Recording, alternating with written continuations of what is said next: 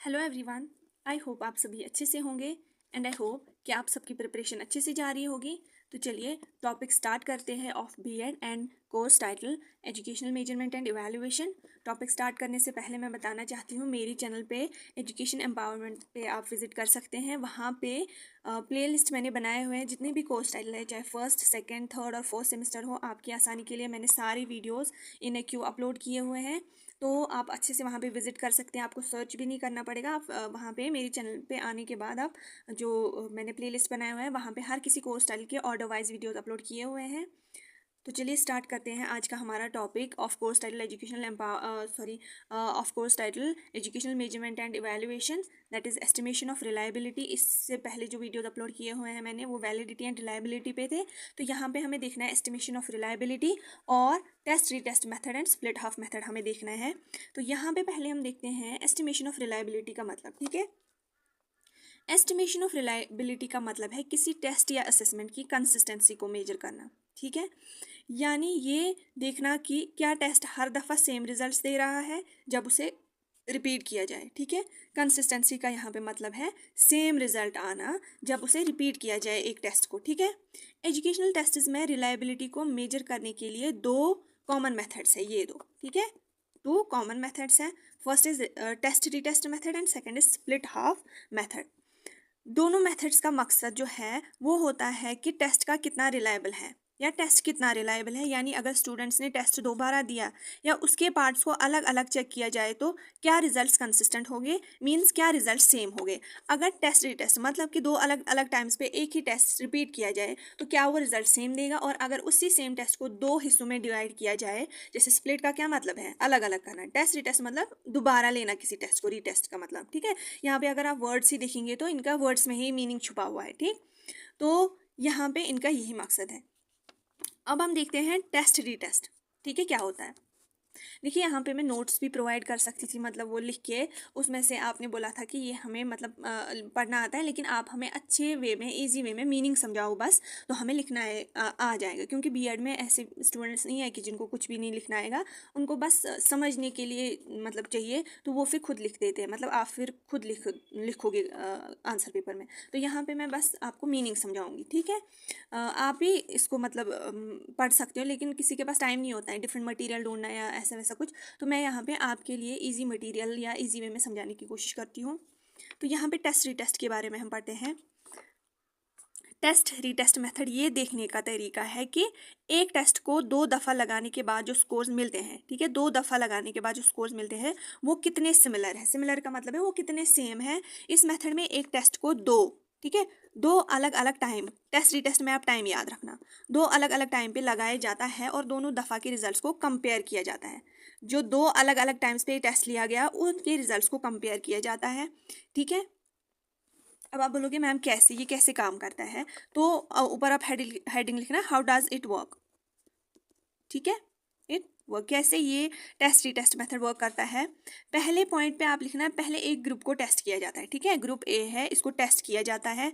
फिर क्या किया जाता है, कुछ दिन या हफ्ते बाद, आफ्टर सम डेज और वीक्स, क्या किया जाता है, वही टेस्ट सेम ग्रुप को दोबारा दिया जाता है। ठीक है, सेम ग्रुप को फिर वही टेस्ट दोबारा दिया जाता है।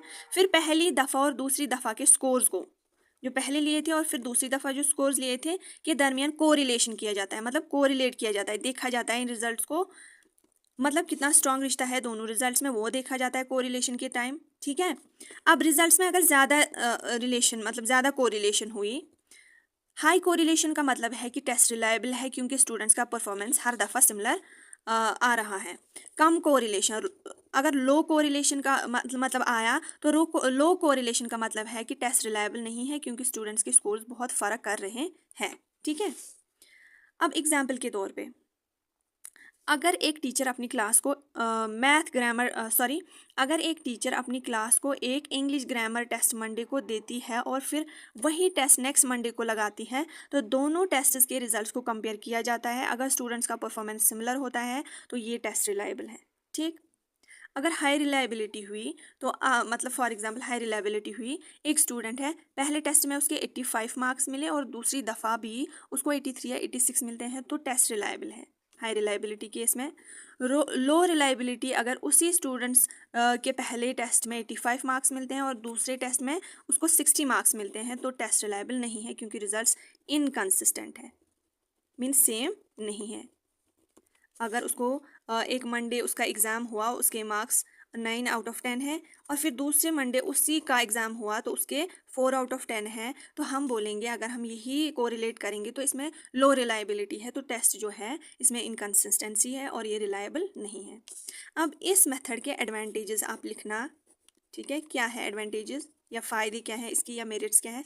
फर्स्ट, ये चेक करता है कि टेस्ट कितना टाइम स्टेबल है, यानी क्या ये हर दफ़ा सेम चीज़ मेजर करता है। सेकंड क्या देखता है, यूज़फुल है, ये जो मेथड है ये यूज़फुल है ऐसे टेस्ट के लिए जो स्टेबल ट्रेट्स जैसे आईक्यू, पर्सनैलिटी को मेजर करते हैं। ये स्टेबल ट्रेट्स को मेजर करते हैं, उसके लिए ये यूज़फुल है, जैसे मतलब जो स्टेबल रहेंगे। आईक्यू जो है मेजरली सेम ही रहता है बच्चे में।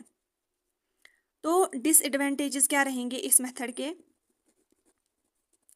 मतलब डीमेरिट्स या नेगेटिव इम्पैक्ट।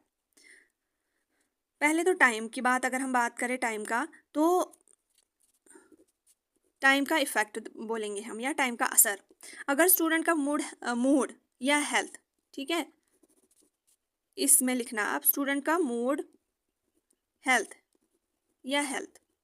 या लर्निंग टाइम के साथ चेंज हो जाए तो रिजल्ट्स अनरिलायबल हो सकते हैं। मतलब जब स्टूडेंट का पहली बार एग्ज़ाम लिया तो उसका मूड अच्छा था, उसने अच्छे से पढ़ा था। नेक्स्ट टाइम जब उसका मतलब उसी मटेरियल का टेस्ट लिया गया तो उसका मूड तब अच्छा नहीं था, घर पे कुछ पर्सनल इशू हुए, मतलब घर पे कुछ हुआ, तो इसमें रिजल्ट्स डिफरेंट आ सकते हैं। तो मतलब उसने इस टाइम पहले बार उसने पढ़ा था, दूसरी बार वो नहीं पढ़ पाया, तो वहाँ पे ये इसका डिसएडवांटेज है। मेमोरी इफ़ेक्ट, अगर टेस्ट को 2 दफ़ा लगाने का टाइम बहुत कम हो तो स्टूडेंट्स को पहले आंसर याद रह सकते हैं, जो रिजल्ट्स को आसान बना सकते हैं।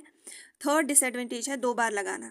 2 दफ़ा टेस्ट लगाने मुश्किल और टाइम कंज्यूमिंग हो सकते हैं। टाइम कंज्यूम मतलब इसमें बहुत टाइम लगता है और ये मुश्किल हो जाता है 2 दफ़ा लेना। तो ये थे 3 डिसएडवांटेजेस का।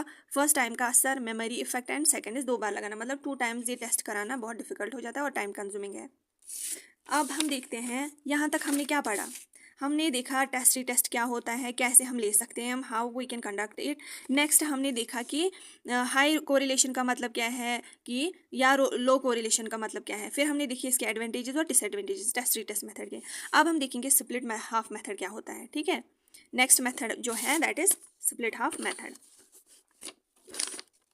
स्प्लिट हाफ मेथड का मतलब क्या होता है।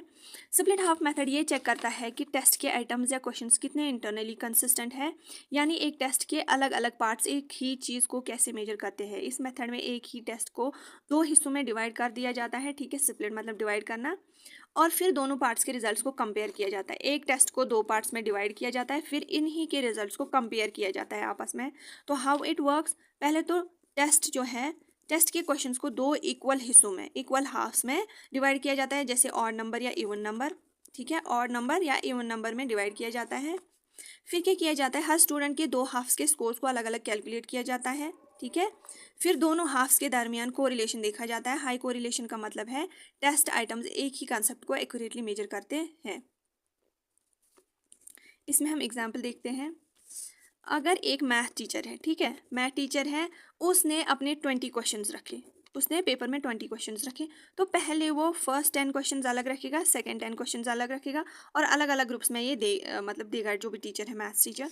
फिर वो इन क्वेश्चन पेपर जो आंसर्स आए उनको कोरिलेट करेगा, ठीक है। पहले ये 20 क्वेश्चंस को डिवाइड किया। अगर हाई कोरिलेशन आया या हाई रिलायबिलिटी आया, मतलब रिजल्ट सेम आया, मतलब कि एक स्टूडेंट्स जो पहले 10 क्वेश्चंस में 40 आउट ऑफ 50 मिलते हैं और दूसरे 10 क्वेश्चंस में 38 आउट ऑफ 50 मिलते हैं, तो टेस्ट रिलायबल है, ठीक है। लो रिलायबिलिटी का मतलब है अगर एक स्टूडेंट को पहले हाफ में 40 आउट ऑफ 50 मार्क्स मिलते हैं और दूसरे हाफ में इनमें से मतलब टीचर ने 50 मार्क्स रखे थे, तो उसको मिले इस हाफ में से 40 आउट ऑफ 50, और इस हाफ में से टीचर ने और 50 मार्क्स रखे थे, तो इस हाफ में से उसको मिले 25 आउट ऑफ 50। समझ आया। तो हम कह सकते हैं कि ये जो टेस्ट है इसमें लो रिलायबिलिटी है। क्या है, लो रिलायबिलिटी है, ठीक है। तो इसका मतलब टेस्ट रिलायबल नहीं है। तो अब इसके एडवांटेजेस क्या रहेंगे। फर्स्ट एडवांटेज ये है कि सिर्फ एक दफ़ा टेस्ट देना होता है, इसलिए टाइम एफिशिएंट है, क्या है ये टेस्ट टाइम एफिशिएंट है। जैसे उसमें 2 बार टेस्ट देना पड़ता था इसमें टेस्ट रीटेस्ट में, लेकिन इसमें एक ही दफ़ा देना पड़ता है, तो टाइम एफिशिएंट है। Second is internal consistency. Internal consistency को डायरेक्टली मेजर करता है, यानी टेस्ट के आइटम्स एक जैसे चीज़ मेजर कर रहे हैं या नहीं। अब है डिसएडवांटेज। इसके डिसएडवांटेजेस क्या है? First is splitting issues. इसमें स्प्लिटिंग इश्यूज आते हैं। अगर टेस्ट को डिवाइड करते वक्त एक हाफ के आइटम्स दूसरे हाफ से मुश्किल है तो कोरिलेशन कम हो सकते हैं, जो मिसलीडिंग हो सकता है।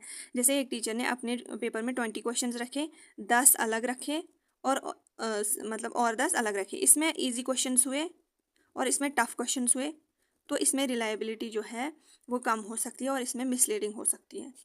सेकेंड जो इसका डिसएडवांटेज है, शॉर्ट टेस्ट।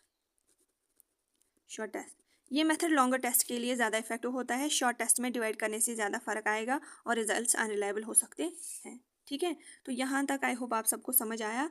अब हम अगर कंपैरिजन की बात करें, अगर हम टेस्ट रीटेस्ट और स्प्लिट हाफ इनको कंपैरिजन करें,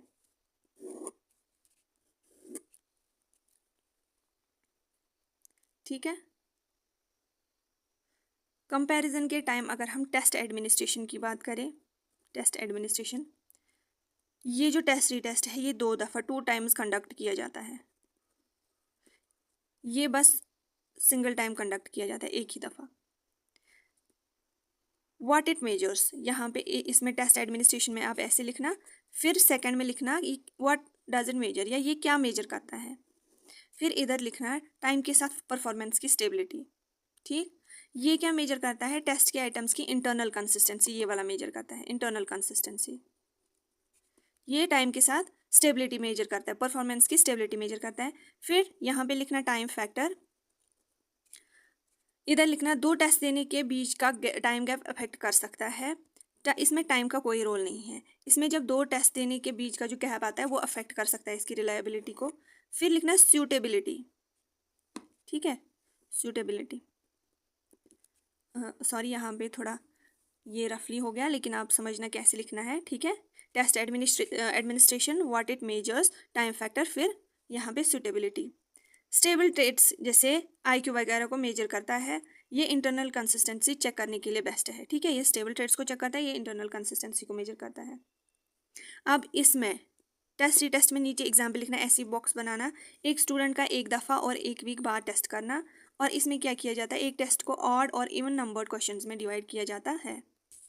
तो अब अगर लास्ट में हम समझे कि क्या हमने देखा, तो टेस्ट रीटेस्ट मेथड में ये चेक करता है कि एक टेस्ट को टाइम के साथ दोबारा देने पर क्या रिजल्ट सेम आते हैं। इसका फोकस स्टेबिलिटी ओवर टाइम होता है। ठीक है, स्टेबिलिटी ओवर टाइम इसका फोकस होता है चेक करना, स्टेबिलिटी ओवर टाइम, उसकी परफॉर्मेंस टाइम के साथ कैसी है, ये टेस्ट रीटेस्ट का मकसद है। और इंटरनल कंसिस्टेंसी किसका मकसद है? स्प्लिट हाफ का। स्प्लिट हाफ मेथड ये देखता है कि एक टेस्ट के डिफरेंट पार्ट्स का परफॉर्मेंस सिमिलर है या नहीं, और इसका फोकस इंटरनल कंसिस्टेंसी होता है। तो ये था आज का हमारा टॉपिक। ये थोड़ा यहाँ पे रफली हो गया, उम्मीद है आपको ये समझ आया। आपको बिल्कुल नेचुरल वे में समझाने के लिए मैंने ऐसे जो है मेथड अपनाया। आपको ये वीडियो यहाँ तक अच्छा लगा तो आप वीडियो को लाइक करें, शेयर करें, सब्सक्राइब करें एंड कमेंट्स में बताएं आपको वीडियो कैसा लगता है। Thank you so much for watching this video till here and all the best for your exams.